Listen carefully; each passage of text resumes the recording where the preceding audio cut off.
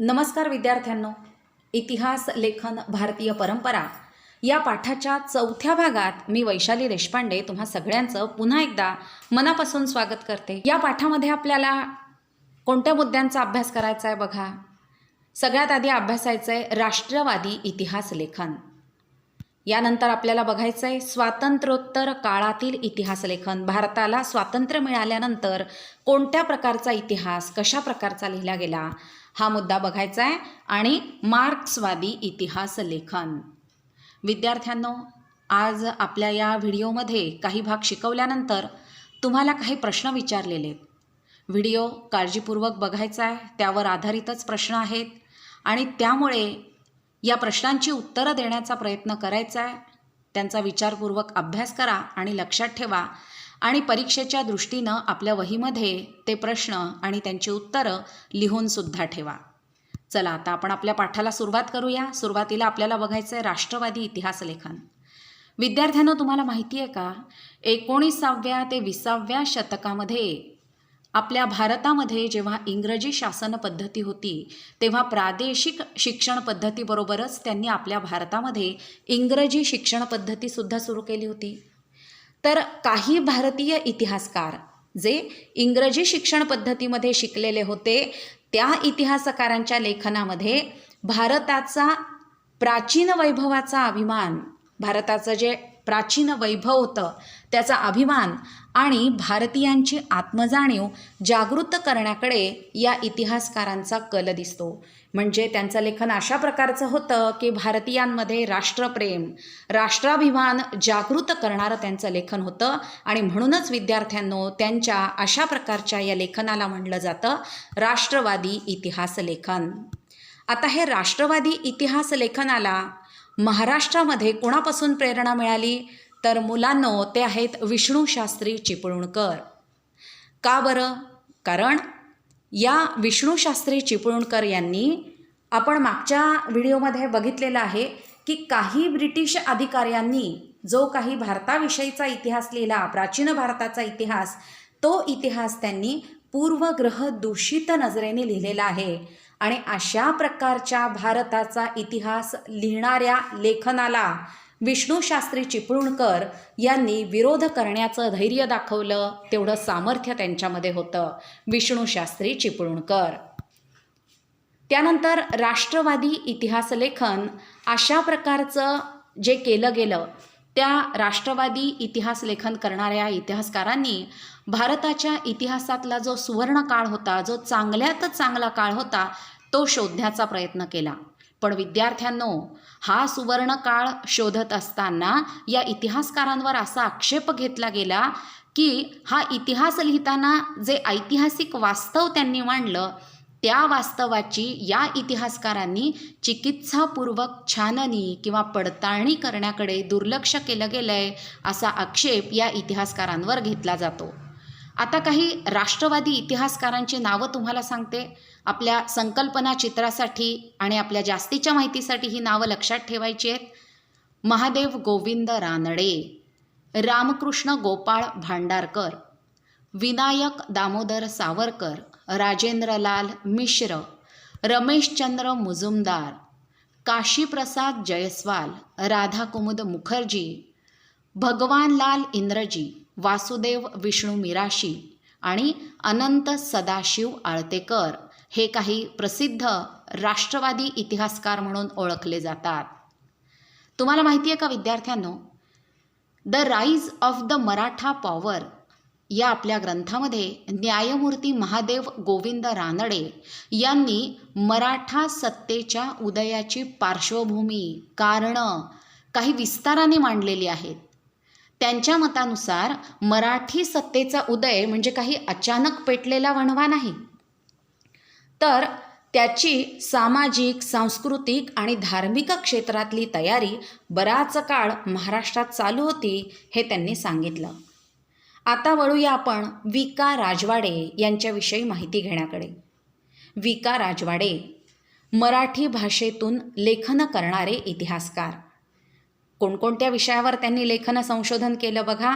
इतिहास लेखन, भाषाशास्त्र, व्युत्पत्ती, व्याकरण अशा अनेक विषयांवर मूलभूत संशोधन करणारे इतिहासकार म्हणून वि.का. राजवाडे यांना ओळखलं जातं.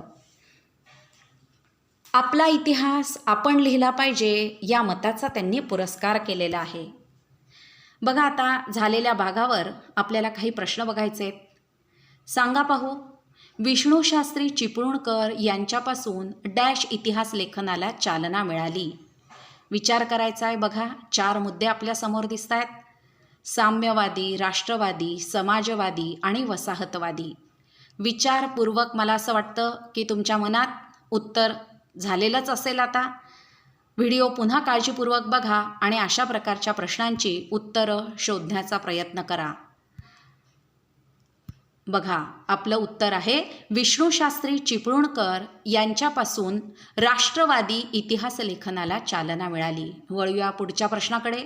The rise of the Maratha power हा ग्रंथ डॅश यांनी लिहिला. 4 पर्याय आपल्यासमोर दिसत आहेत. बघा, एक एक पर्यायाचा विचार करा. 3 पर्याय राहिलेले आहेत आणि आपल्या ह्या प्रश्नाचं उत्तर आहे the rise of the Maratha power हा ग्रंथ न्यायमूर्ती महादेव गोविंद रानडे यांनी लिहिलेला आहे. पुढचा प्रश्न बघा, आपला इतिहास आपण लिहिला पाहिजे या विचाराचा पुरस्कार करणारे इतिहासकार. वि.दा. सावरकर, राधा कुमुद मुखर्जी, वि.का. राजवाडे आणि भगवानलाल इंद्रजी. बघा, विचार करा. एक एक पर्याय तुमच्या समोरून मी पुसते आहे. 2 पर्याय राहिलेले आहेत आणि आपल्या ह्या प्रश्नाचं उत्तर आहे आपला इतिहास आपण लिहिला पाहिजे ह्या विचाराचा पुरस्कार करणारे इतिहासकार आहेत वि.का. राजवाडे. याशिवाय वि.का. राजवाडे यांनी मराठ्यांच्या इतिहासाची साधने असे शीर्षक असणारे 22 खंड संपादित केलेले आहेत. या खंडांमधील त्यांच्या प्रस्तावना अत्यंत अभ्यासपूर्ण आहेत. ते म्हणतात, इतिहास म्हणजे भूतकालीन समाजाचे सर्वांगीण समग्र जीवनदर्शन. केवळ राजकीय घडामोडी, सत्तांतरासाठी कटकारस्थाने आणि युद्धे यांच्याच हकीकती नव्हे, असं वि.का. राजवाडे यांचं मत होतं. शिवाय ते म्हणत की अस्सल कागदपत्रांच्याच आधारे इतिहास लिहिला गेला पाहिजे असा त्यांचा आग्रह होता. विद्यार्थ्यांनो, तुम्हाला माहिती आहे का की इतिहास संशोधनाच्या कार्यासाठी वि.का. राजवाडे यांनी पुण्यात 7 जुलै 1910 रोजी भारत इतिहास संशोधक मंडळ स्थापन केले. मानवी इतिहास काल व स्थल यांनी बद्ध झालेला आहे. कोणत्याही प्रसंगाचे वर्णन द्यायचे म्हटले म्हणजे त्या प्रसंगाचा परिष्कार म्हणजेच अंतिम चित्रण विशिष्ट कालावर आणि विशिष्ट स्थलावर पसरवून दाखवला पाहिजे. म्हणजेच काल, स्थल आणि व्यक्ती या त्रयींची जी सांगड तिलाच प्रसंग किंवा ऐतिहासिक प्रसंग ही संज्ञा देता येते. वि.का. राजवाडे. यावर आपल्याला प्रश्न येतो की पुढील प्रश्नांची सविस्तर उत्तरे द्या. 3 गुणांचा हा प्रश्न आहे. प्रश्न असा आहे की इतिहासाचार्य वि.का. राजवाडे यांचे इतिहास लेखनातील योगदान स्पष्ट करा. आता आपल्याला माहिती घ्यायची आहे ती स्वातंत्र्यवीर विनायक दामोदर सावरकर, एक राष्ट्रवादी इतिहासकार. विद्यार्थ्यांनो, भारतीयांनी ब्रिटिशांविरुद्ध दिलेल्या स्वातंत्र्य लढ्याला प्रेरणा देण्यासाठी राष्ट्रवादी इतिहास लेखनाचा उपयोग झाला. या लेखनामध्ये स्वातंत्र्यवीर वि.दा. सावरकर यांनी लिहिलेले the Indian war of independence 1857 म्हणजेच 1857चे स्वातंत्र्य समर या पुस्तकाचं अगदी विशेष महत्त्व आहे बरं का. म्हणजे राष्ट्रवादी इतिहास लेखनासाठी या पुस्तकाचा विशेषत्वाने वापर केला गेला.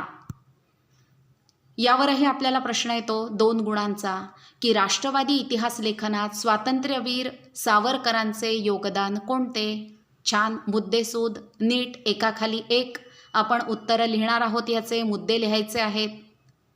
यानंतर आपल्याला बघायचं आहे की राष्ट्रवादी इतिहास लेखनाचा परिणाम काय झाला. तर या राष्ट्रवादी इतिहास लेखनाच्या प्रभावामुळे प्रादेशिक इतिहास लिहिण्यालाही चालना मिळाली.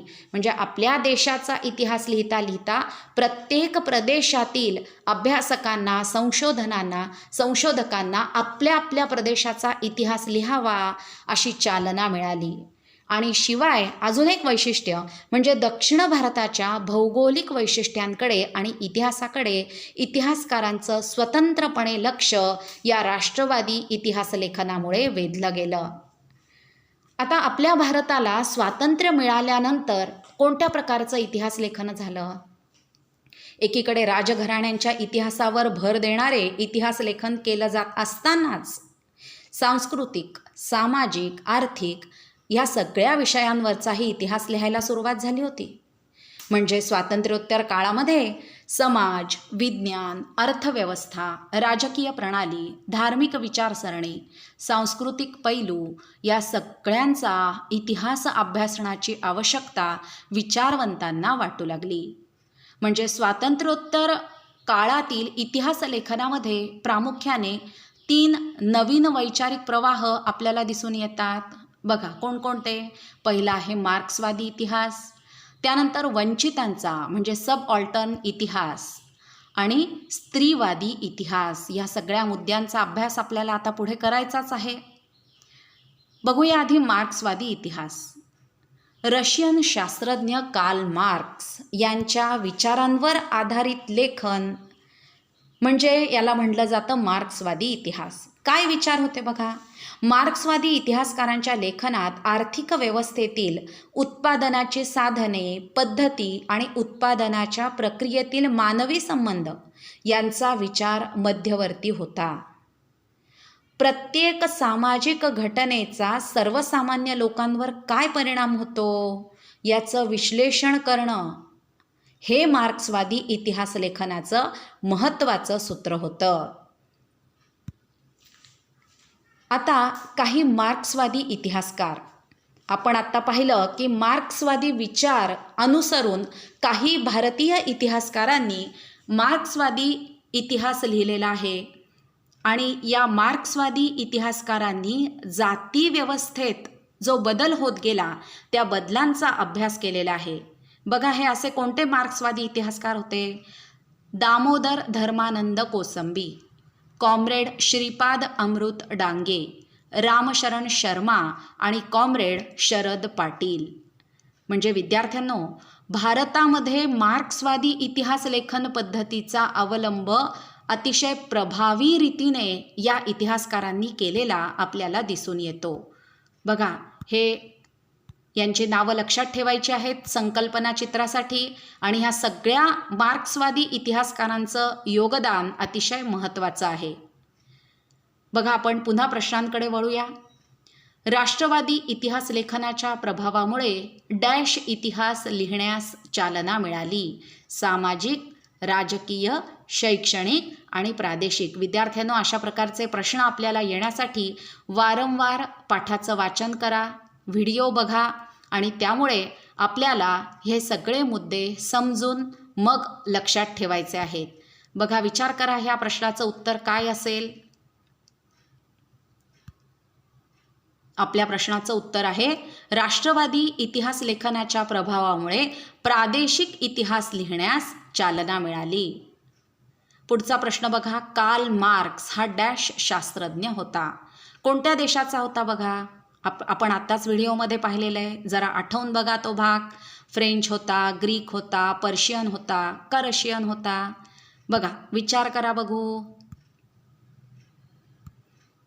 म्हणजे आपल्या प्रश्नाचं उत्तर आहे कार्ल मार्क्स हा रशियन शास्त्रज्ञ होता.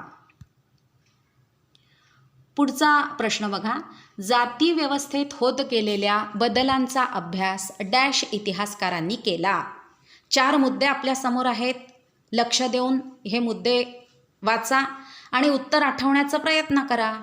बघा थोडा वेळ देतेय तुम्हाला. मुलांनो, आपल्या प्रश्नाचं उत्तर आहे जाती व्यवस्थेत होत गेलेल्या बदलांचा अभ्यास मार्क्सवादी इतिहासकारांनी केला. बघा विद्यार्थ्यांनो, अशा ह्या ऑब्जेक्टिव्ह प्रश्नांबरोबरच तुम्हाला 3 मार्काचे सविस्तर उत्तर लिहिण्यासाठी यावर तुम्हाला प्रश्न येतो की मार्क्सवादी इतिहास लेखन म्हणजे काय. चला मग विद्यार्थ्यांनो, इतिहास लेखन भारतीय परंपरा या पाठाच्या 4थ्या भागासाठी आपण इथेच थांबूया. लवकरच 5व्या भागात आपण पुढच्या मुद्द्यांचा अभ्यास करणार आहोत. माझ्या या चॅनलला लाईक, शेअर, कमेंट आणि सबस्क्राईब तुम्ही नक्कीच करणार आहात. चला तर मग, धन्यवाद. लवकरच भेटूया